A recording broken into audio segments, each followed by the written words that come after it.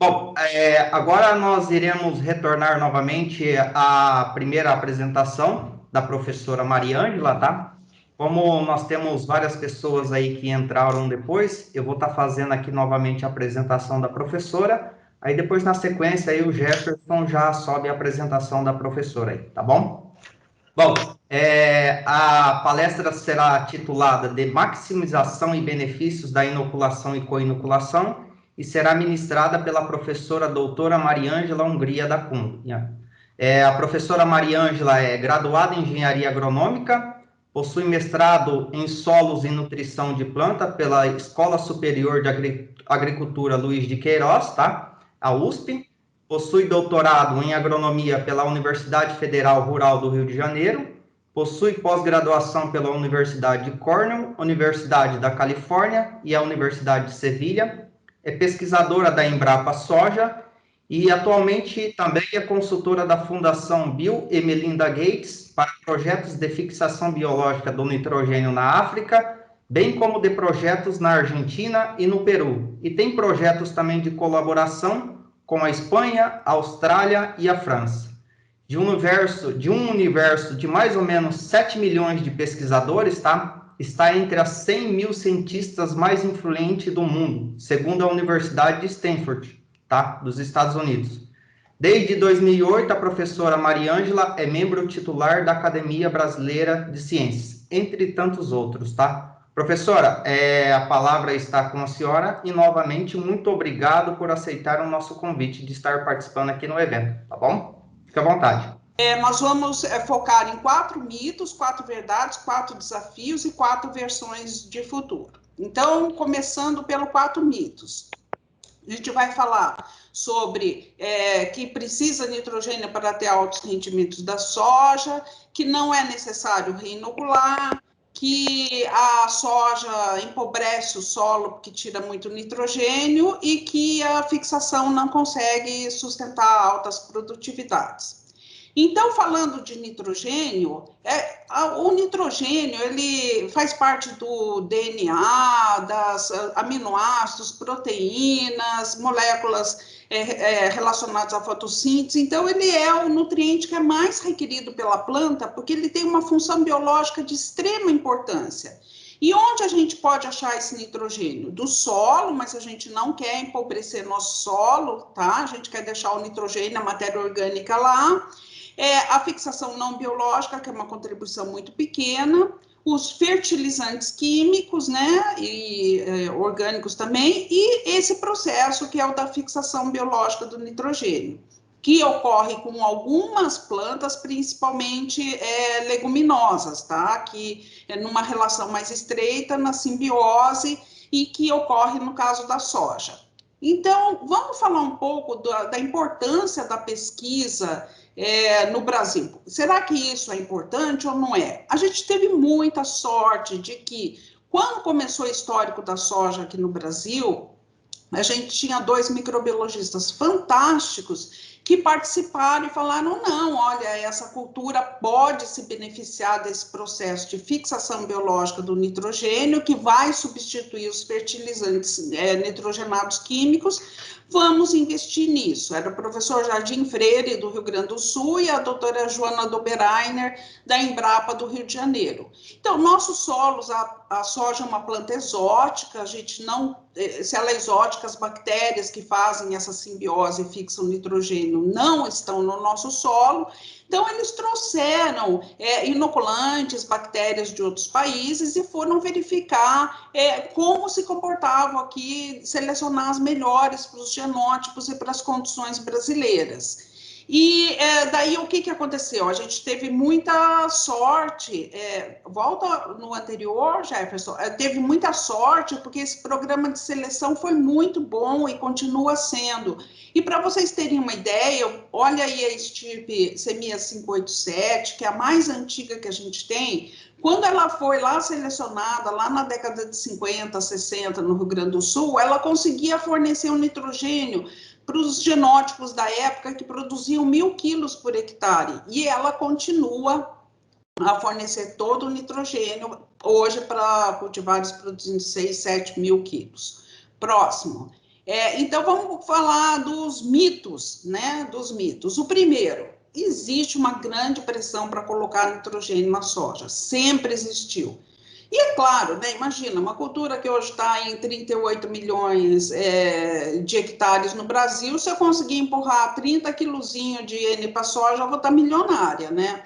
Só que a gente da pesquisa, né, não quer isso, quer o melhor para o agricultor, mas a gente sempre está testando para ver se a nossa premissa de que essas bactérias que fixam nitrogênio com a soja são eficientes, a gente faz todo ano para comprovar. E aqui, por exemplo, na esquerda, a gente tem um plantio direto convencional, em que colocamos 0, 20, 30, 40 quilos de N por hectare e não teve nenhuma diferença. Aqui à direita, eu cheguei a colocar 400 quilos de N por hectare, parcelados 10 vezes, e não deu nenhuma diferença entre o inoculado e o não inoculado. Próximo.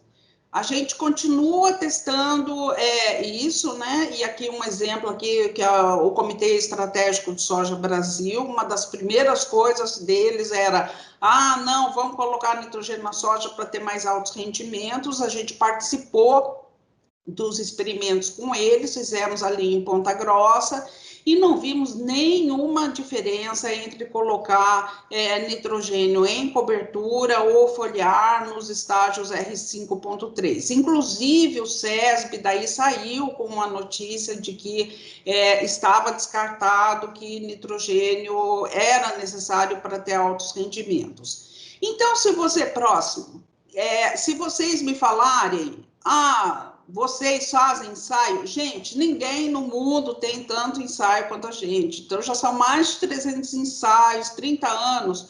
E se vocês escreverem pedindo para mim, eu mando o resultado de tudo. Nós já testamos plantio direto, convencional, cultivar precoce, tardia, transgênica, não transgênica, hábito de crescimento determinado, indeterminado, modos de aplicação, épocas de aplicação. Em todos esses ensaios, a gente provou que não necessita nitrogênio fertilizante, mas não necessita o quê? Se você fizer uma boa inoculação, porque é claro, se você não fizer uma boa inoculação, você não vai ter uma boa fixação de nitrogênio e a planta daí vai poder responder ao nitrogênio fertilizante. Próximo. Agora, o outro mito. Se eu já inoculei antes, não preciso reinocular. E eu sempre falo para os agricultores, se você já inoculou antes, se seu solo tradicionalmente cultivado com soja e nodulou, você nunca vai perder sua cultura por causa de nitrogênio. Não vai mesmo, tá? Porque essas bactérias que no solo, a gente teve sorte de ter aqueles 2 microbiologistas que começaram a fazer e tiveram depois os filhos deles, né, como fui eu, né, e agora eu estou tendo os meus filhos que estão continuando a história, né, meus filhos científicos, e que não vai precisar, você não vai perder por nitrogênio, porque vai nodular e fixar nitrogênio. E isso lá na década de 90, nos Estados Unidos, daí eles já falavam, se já tem lá bactéria no solo, não precisa colocar outro. Mas a gente tem que ver nas nossas condições. E nós fomos ver, será que se a gente inocular todo ano, a gente tem algum ganho? E nós, de fato, já temos mais de 300 ensaios, de Roraima ao Rio Grande do Sul, e vimos que se a gente inocular todo ano, a gente tem uma média de 8% a mais no rendimento. E 8% a mais no rendimento é muito. Próximo. Se você acha que aqui, lá no Mato Grosso do Sul, um experimento que o colega fez, reinoculando todo ano a mesma área. O que ele viu? Que ele ganhava uma safra a cada 10 safras, entendeu? Que é esses 8, 10% que a gente consegue. Então, confirmando até que no mesmo lugar, inoculando todo ano, tem um rendimento. E esse rendimento de 8 a 10%. Próximo. E será que 8% é pouco? Não sei, daquele trabalho, né, inocular, não sei não. Gente, vamos pensar assim, os Estados Unidos, o Brasil e a Argentina têm os melhores programas de melhoramento de soja do mundo. O ganho genético é 1% ao ano. E para obter uma nova cultivar, demora 8 anos. Então, compara o que é o preço que você paga aí por uma nova cultivar lançada com o preço de uma inoculação e os ganhos que você vai ter 8% ao ano. Então, acho que realmente vale a pena. Agora, muito importante, eu quero que vocês tenham certeza da relevância da pesquisa de fixação na soja no Brasil, que a gente continua e trabalha muito todo ano. Hoje nós somos líderes dessa tecnologia no mundo, tá? A gente é reconhecido no mundo como os líderes. E vejam só, lá os Estados Unidos pararam no tempo e no espaço, não querem nem testar a reinoculação, porque acreditam lá naquele trabalho da década de 90. E olha só, um trabalho aqui que saiu no ano passado em revista super prestigiada. Eles nem testaram a reinoculação e falaram que para ter um aumento de 10% no rendimento, um rendimento igual que a gente obtém no Brasil, precisava colocar 870 quilos de N. Imagina a gente colocando 870 quilos de N. E, de fato, você olhando aqui à direita, no primeiro gráfico, a gente, num solo aqui bem de população estabelecida, a gente colocando N fertilizante, 200 quilos, a gente teve um aumento de 6%, se não o reinoculou. Mas olha só lá, reinoculado foi 21%. E eu estou falando disso, que eu realmente acredito nisso, mas não sou só eu. Os agricultores sabem que faz a diferença, tanto que 80% hoje de toda a área cultivada com soja no Brasil, ela é inoculada todo ano. E a maioria dessas áreas já foi inoculada antes. Então, o agricultor está sentindo no bolso que vale a pena. O terceiro mito, esse muito no exterior também, né? Que a soja, a gente exporta muito grão de soja, isso vai empobrecer o solo de nitrogênio, a gente está minando o solo. Gente, nossos estudos mostram que a fixação com essas bactérias que a pesquisa selecionou é tão fantástica, as taxas são tão incríveis, que não só atende a soja, como ainda deixa restos culturais nas raízes, nos nódulos que ficam nas raízes para a próxima cultura. A gente tem visto 10, 30 quilos de N que são deixados para a cultura seguinte. Aqui, por exemplo, a gente vendo aqui em trigo, que aumentava daí 13% em média, média de 8 anos de pesquisa, o rendimento de trigo depois numa soja bem nodulada, fixando bastante nitrogênio. E em termos internacionais, aqui nessa tabelinha da direita, a gente vê que, na verdade, para todas essas culturas de leguminosas, em média, elas deixam 1/3 do nitrogênio enriquecendo o solo, o que é fantástico. Próximo. E o último mito, a fixação não consegue sustentar altas produtividades. Essa continua a dar trabalho para a gente, tá? Porque daí ela associa com aquela lá que precisa botar nitrogênio na soja. Mas a gente tem conseguido aí altíssimas produtividades, só inoculado, com essas bactérias, não precisa colocar nitrogênio, e aqui está também para mostrar isso, né, o nosso orgulho aqui paranaense, o Laércio, né, campeão de produtividade, que conseguiu a maior produtividade sem colocar nitrogênio na soja, só inoculando. Agora vamos falar de verdades, né? Isso, então nós falamos dos mitos, agora vamos falar de verdade. É verdade que a soja nodulada ela é mais sensível a deficiências nutricionais, a estresses ambientais, que os agroquímicos e até biológicos podem prejudicar a fixação do nitrogênio e que a coinoculação veio para ficar. Então, começando com que a soja é mais deficiente, mais sensível a deficiências nutricionais. A fixação com a soja é aquilo da simbiose. A planta manda fotossintatos para a bactéria, né, que está nas raízes, e paga enviando nitrogênio para a planta. Então, uma planta, por exemplo, que está sem bactéria, ela só tem que atender às necessidades dela. Uma planta nodulada com a bactéria, ela tem que atender às necessidades da planta, da bactéria e da simbiose. Então, ela é mais sensível. E a fixação de nitrogênio, como o nome diz, é nitrogênio. Então, lembra lá da lei de Liebig, dos mínimos? Não adianta você dar nitrogênio se a limitação é o cálcio ou é o boro. Esses vão ser os nutrientes que vão estar limitando. Então, por exemplo, na próxima, a gente vai ver dois micronutrientes que são realmente essenciais à fixação de nitrogênio.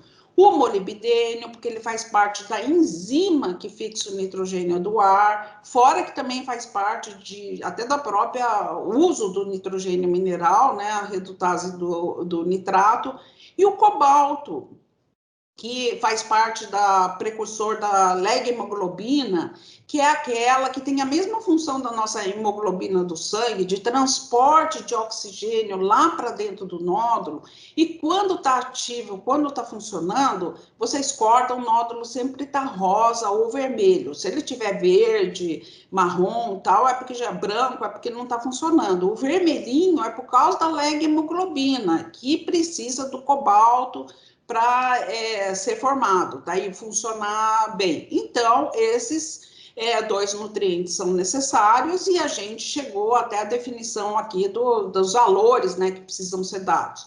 E assim vai para todos os nutrientes, por exemplo, a calagem, o cálcio é muito importante, cálcio é raiz, entendeu? Precisa cálcio para as raízes crescerem, se não tiver raiz, não tem nódulo, né? Não tem como formar nódulo e fazer fixação de nitrogênio.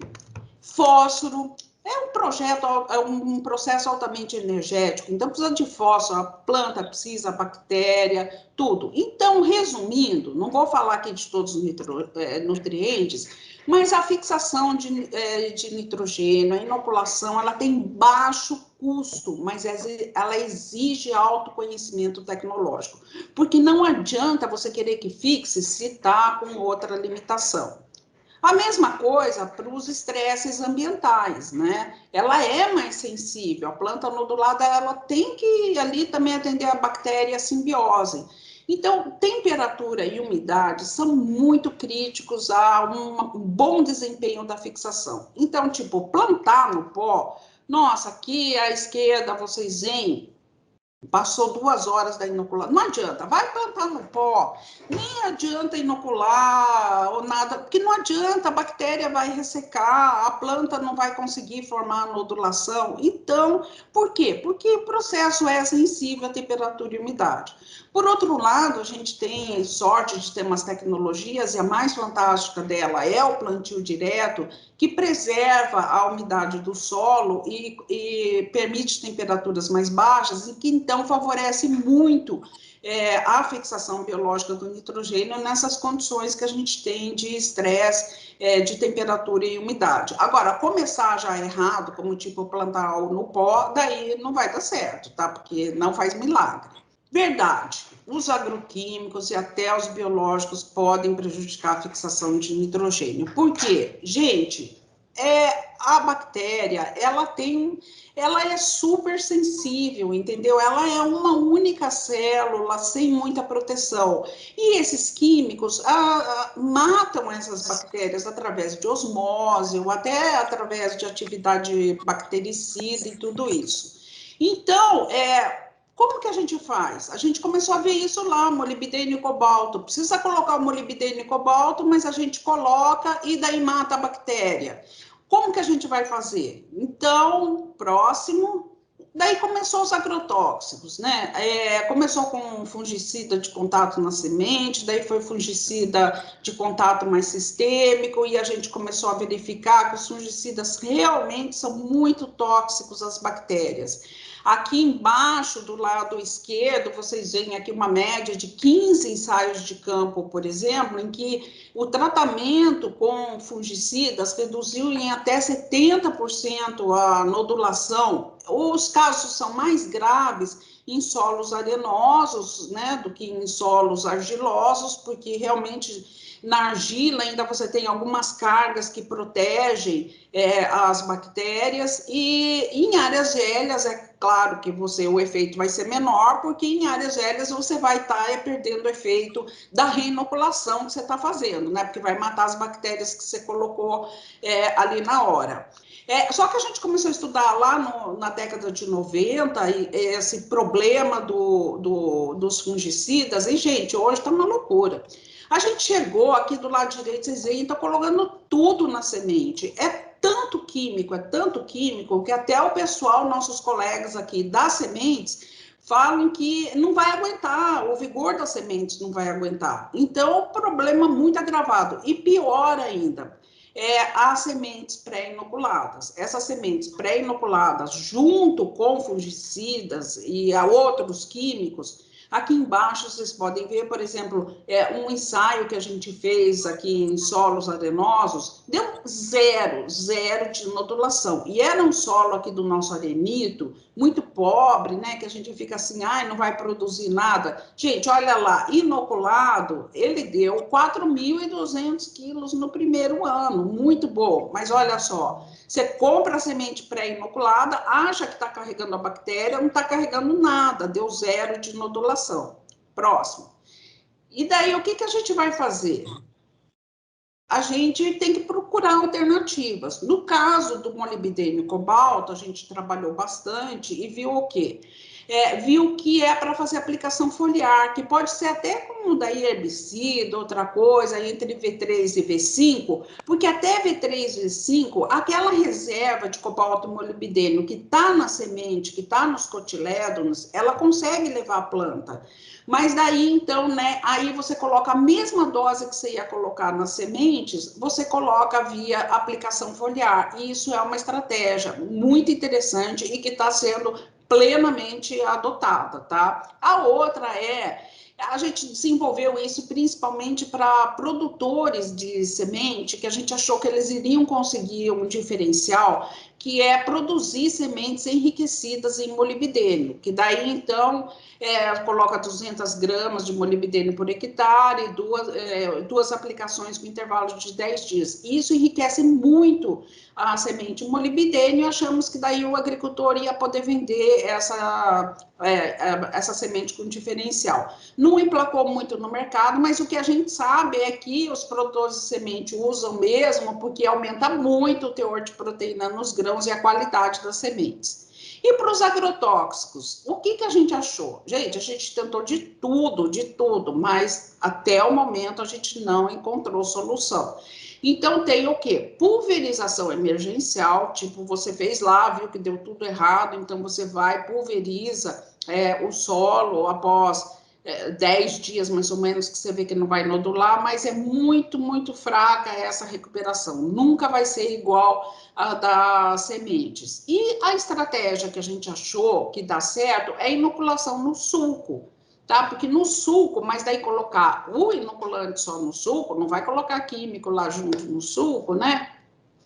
Você vai uma dose maior, em média 2,5 vezes mais o inoculante do que colocaria na semente, mas vejam só aí do lado direito, nodulação em verde igual à nodulação feita com inoculante turfoso, sem nenhum agrotóxico na semente, em comparação com aquela verde que foi feita a inoculação no sulco e tratou com um agrotóxico a semente. Então, está aumentando muito isso a área no Brasil, principalmente quem está comprando equipamento novo já está comprando com os acessórios para fazer isso, e hoje já está em 20% de toda a área cultivada com soja no Brasil já está praticando a inoculação no sul.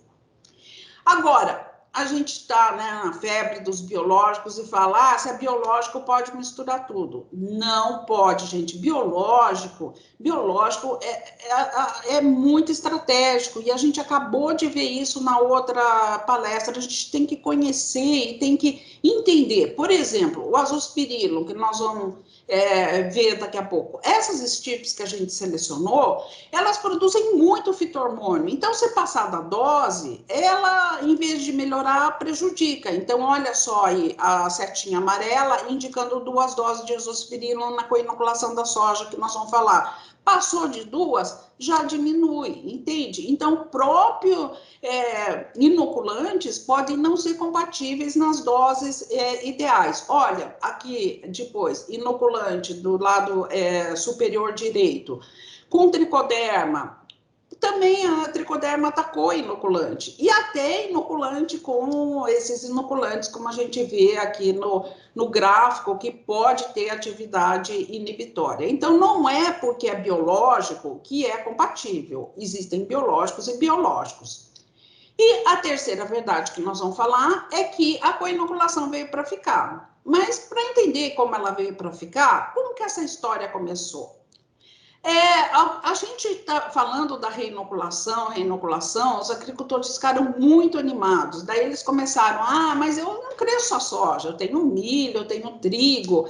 E aí, não tem nada para eles? Eu posso usar o meu inoculante da soja? A gente, não, calma aí, vamos procurar. E a gente fez uma busca aqui no nosso banco de germoplasma e achamos estirpes de uma bactéria chamada Azospirillum brasilense. Ela não forma nódulos, ela se associa só às raízes ali das plantas, ela fixa nitrogênio, mas uma quantidade bastante baixa, assim, ela pode atender 20% ali das necessidades da planta, o que é muito bom, né? Que o preço que está o fertilizante, se fosse 5% já estava ótimo. Mas dessas bactérias que a gente selecionou, a principal propriedade delas é uma produção fantástica de fito-hormônio, que chega até triplicar o volume de raízes. Tendo mais raiz, o quê? Absorve mais nutrientes, absorve mais água, inclusive absorve mais do nitrogênio fertilizante. Então, a gente inicialmente pensou no milho safrinha, que na época tinha milho safrinha, né, e no trigo, né, o milho safrinha que era de risco, né, agora nós vimos que também continua de risco, né, com essas geadas que tivemos, e lançamos lá o produto, vendo que ele tinha, só usando nitrogênio na base, aumentava em média 24% o rendimento do milho e quase 20% do trigo. Próximo. Mas daí os agricultores vieram falar, mas eu quero produzir mais. Então, a gente viu que reduzindo em 50% o nitrogênio da cobertura e inoculando, a gente conseguia patamares de 6 mil quilos, e reduzindo 25%, a gente conseguia mais rendimentos e conseguia atingir 8, 10 mil quilos, que é tipo 10 mil quilos ali o pessoal de Guarapuava, né, que produzia. Então, próximo. O muito interessante desses Azospirillum é que não é só a raiz, hormônio é uma coisa assim que tem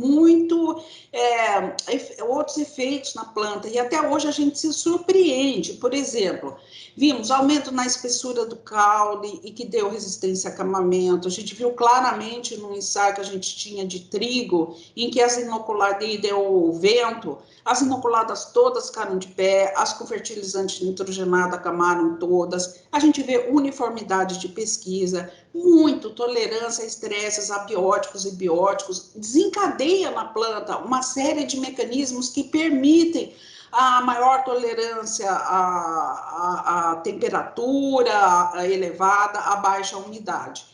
E, mais uma vez, deu certo porque os agricultores estão usando. E em 10 anos já está aí mais de 10 milhões de doses por ano. Se não tivesse funcionando para os agricultores, eles não estariam usando. Próximo. Daí, então,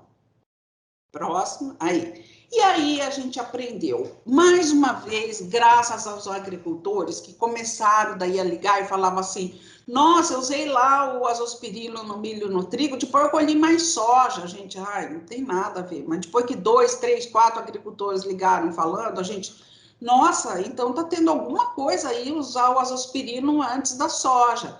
Então a gente pensou, são bactérias com processos totalmente diferentes. O Bradyrhizobia é a fábrica de fixar nitrogênio. O Azospirillum é a fábrica de fito-hormônio. E se a gente juntar os dois?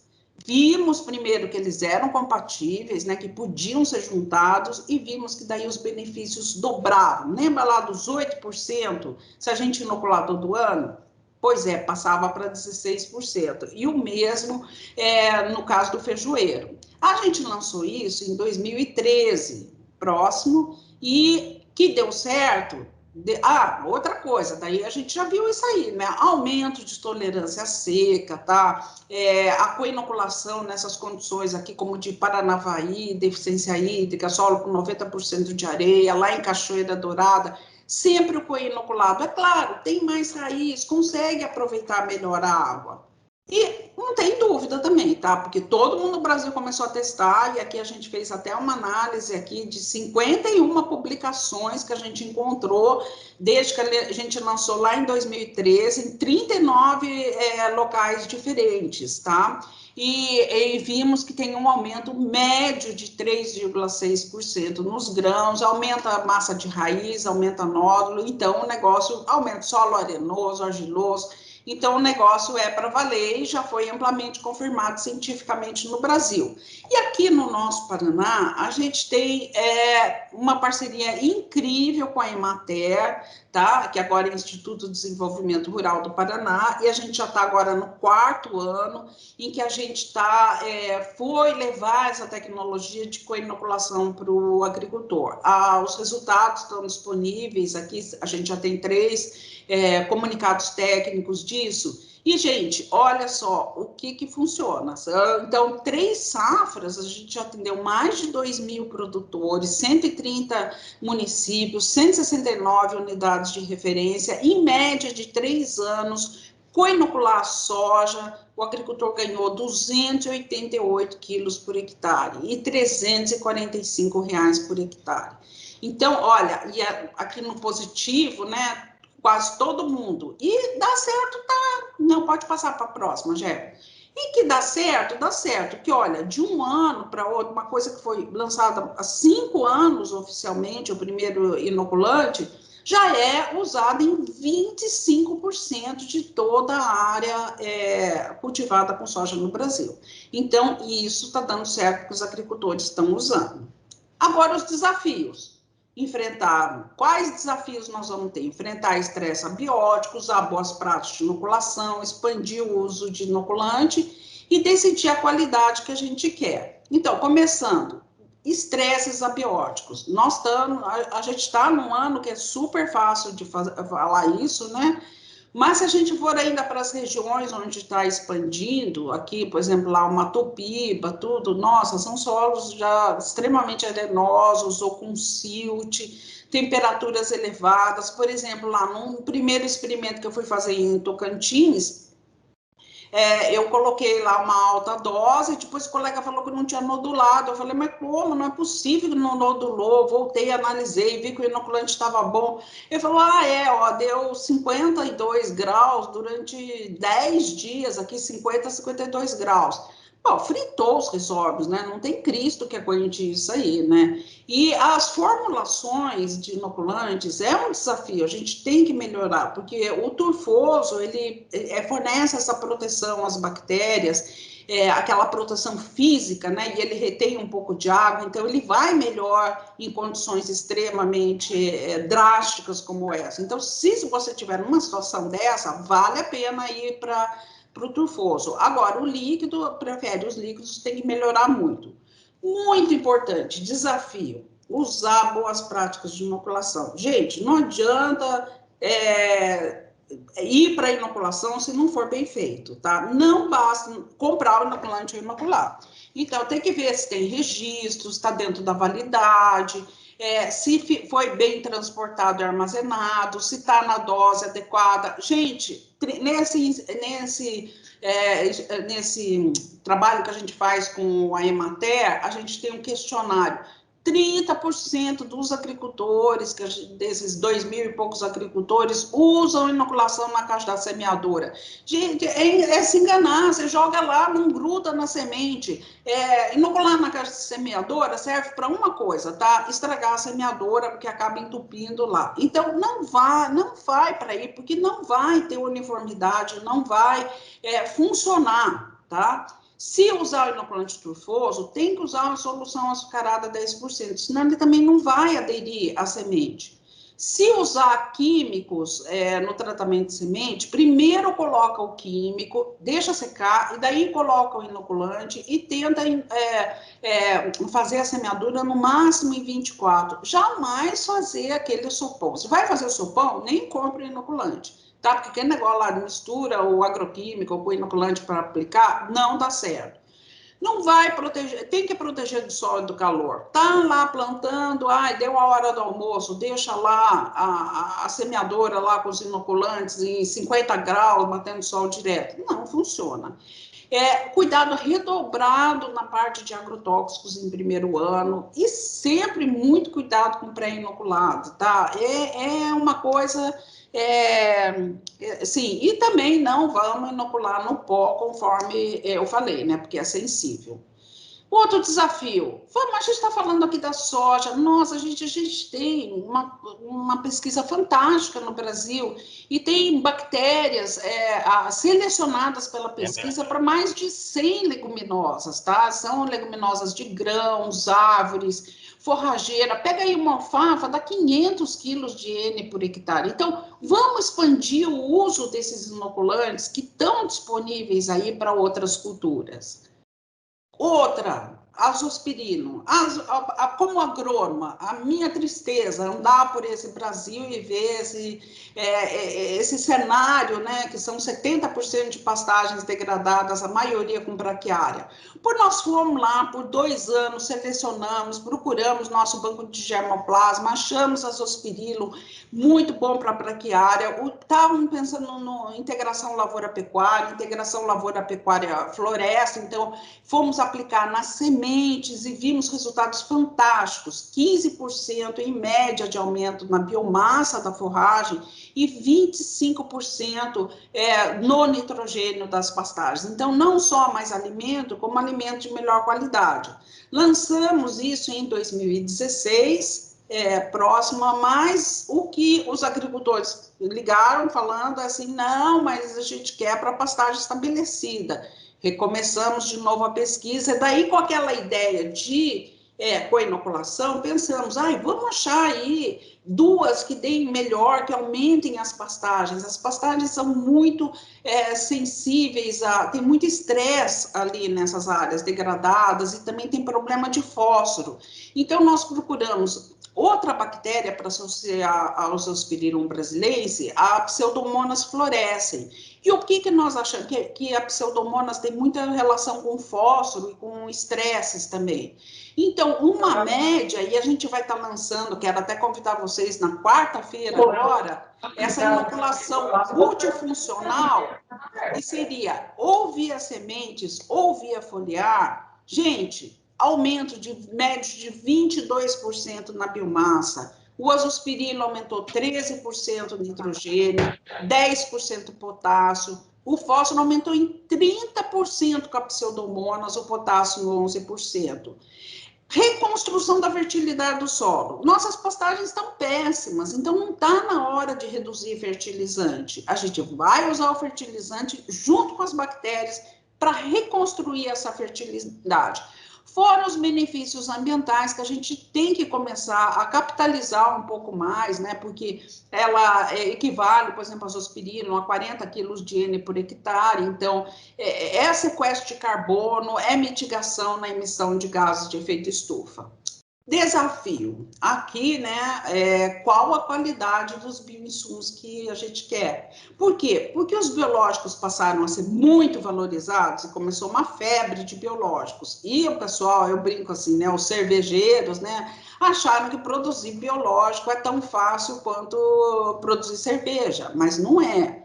Então, começou essa coisa dessa febre dos on-farm, mas a gente está muito preocupado. Por exemplo, aqui, em 18 amostras de inoculante que a gente analisou aqui na Embrapa Soja, de 5 estados, que era com bradyrhizóbio e com azospirilo, gente, a gente esperava 5 espécies, não foi encontrada nenhum, a gente não encontrou nessas 18 amostras nenhum do bradyrhizóbio azospirilo, mas a gente encontrou 25 gêneros e espécies, 44% altamente patogênicos e 33% com resistência a antibiótico.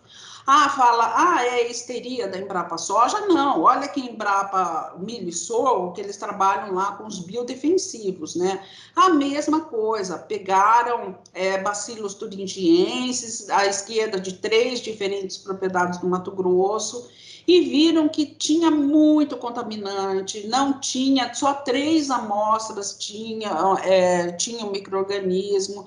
É muito, muito preocupante. Aqui do lado direito, outras 10 amostras de bacilos thuringienses, encontrando coisas. A Acinetobacter baumannii é super patogênico ao próprio homem. Então, é um problema muito sério que a gente está enfrentando. Aqui, olha lá a qualidade, um outro estudo de 12 amostras de 5 propriedades lá da região de frutas, tão importante no Vale de São Francisco.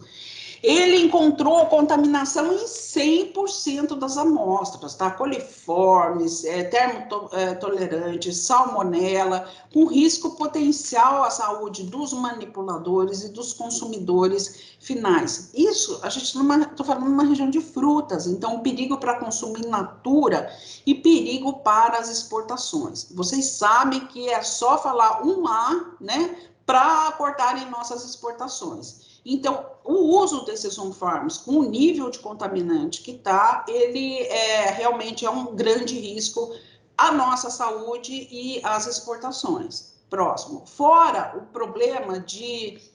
e está piorando por quê? Porque tem agora um projeto de lei que é tipo... Cada um pode produzir o que quer. Então, o agricultor pode produzir, não tem que fazer registro, não tem que ter nada, não tem que ter assistência técnica de ninguém. Se ele fizer lá um cursinho de 2 horas, ele já está apto e tudo, sem exigência de qualidade, sem nada. Gente, o agricultor, ele está sendo enganado de que ele pode fazer isso. Eu sou também professora de microbiologia aqui da pós-graduação, né, da Universidade Estadual de Londrina. Gente, tem aluno aqui que depois de 4 anos ainda não está 100% na produzir. O agricultor não tem esse conhecimento, esse treinamento e nem tempo para aprender a produzir um biológico, que no caso dos inoculantes, pelo amor de Deus, né, custa R$10 aí por hectare, R$5 por hectare, não vale a pena. Próximo. Fora que também isso pode matar a pesquisa, porque desenvolver um produto biológico demora aqui, por exemplo, aqui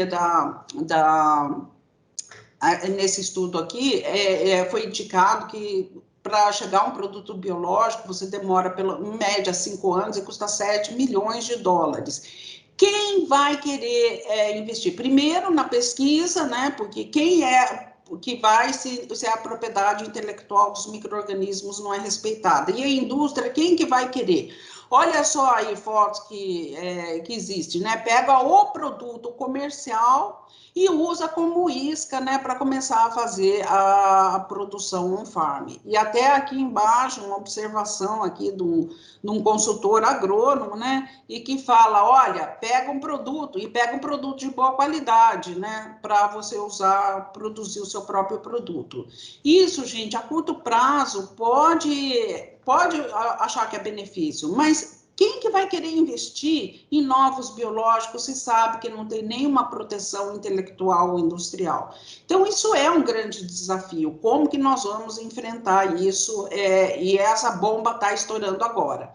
E terminando, então, as 4 visões do futuro que a gente vai ter, a primeira delas é que nós se preparem. Eu acho que daqui para frente cada vez mais coquetéis de micro-organismos, moléculas microbianas, estimulando o crescimento das plantas. A segunda visão de futuro, próxima, pensar, nós não temos mais que pensar, vou inocular soja, depois vou inocular o milho. A gente tem que fazer um planejamento aí de 1, 2 anos e falar o que eu vou cultivar nesses 2 anos, para também, assim, fazer o planejamento, quais micro-organismos. Estou numa época de seca, então vou colocar uma pseudomonas, porque vai dar mais doença, e ela também ajuda a controlar a doença. Vou entrar com azospirillum foliar, para dar mais nutriente para o gado. Vou entrar com a inoculação da soja. Então, a gente tem que pensar nessa inoculação do sistema, não só mais das culturas. A terceira é pensar em qualidade do solo. A gente teve o lançamento ano passado e quero falar para vocês, convidem a doutora Ieda no futuro aí para uma palestra, que é uma coisa fantástica também, só de nós do Brasil, o primeiro país que tem um índice de qualidade do solo, análise de duas enzimas, a beta-glucosidase e a aril-sulfatase, em que a gente tem demonstrado que às vezes a gente pega um solo com um teor de matéria orgânica legal, mas ele não tá, já está mostrando uma degradação biológica desse solo. Então, é uma revolução nas análises de solo que isso aqui está detectando muito melhor que qualquer análise química ou física e vai ser o futuro. Micro-organismos como serviços ambientais. A gente está aí trabalhando, vai ser lançado até consulta pública aí do plano ABC+, para os próximos 10 anos. Temos que ver como que a gente pode capitalizar em créditos de carbono e recursos para o agricultor dessa economia que a gente está fazendo de mitigar a emissão de gases de efeito estufa pelo uso dos micro-organismos. Que veja só considerando soja, braquiária, feijão e milho, seriam num ano só 228 milhões de megagramas ou toneladas, né, de CO2 equivalente que a gente está deixando de emitir por estar deixando de usar fertilizante nitrogenado. Isso só no nitrogênio, ainda tem o fósforo, o potássio. Então, temos que pensar como agir nisso. E esse obrigada daí é porque a gente está passando em PDF, né? Mas que realmente, então, para concluir, a pesquisa e o uso de bioinsumos no Brasil são eficientes e trazem retorno à sociedade. Ali, né, abaixo do obrigada, estava só a área hoje do Brasil, o rendimento médio que a gente tem. E daí, se considerar só no caso da soja, a área que hoje a gente tem, o rendimento médio do país, o preço do fertilizante nitrogenado, gente, a gente tem uma economia de quase 18 bilhões de dólares por ano que a gente deixa de gastar em fertilizante nitrogenado.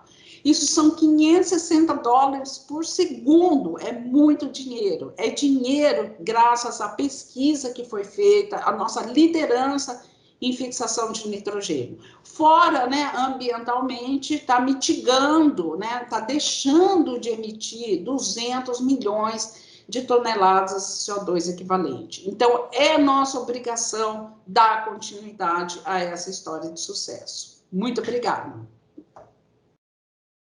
Professora, parabéns pela excelente apresentação, muito obrigado, e como sempre, cirúrgica, né, em atender às nossas expectativas e pontuar com propriedade aí as principais causas, né, que poderão contribuir em muito, né, para que o nosso sistema de produção seja mais eficiente, mais rentável e sustentável, que é isso que a gente está buscando, principalmente com esse evento aqui, tá?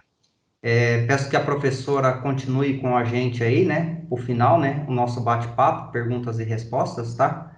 E, pessoal, já temos algumas perguntas aí no nosso chat, né? E podem continuar enviando, tá bom? Fiquem à vontade.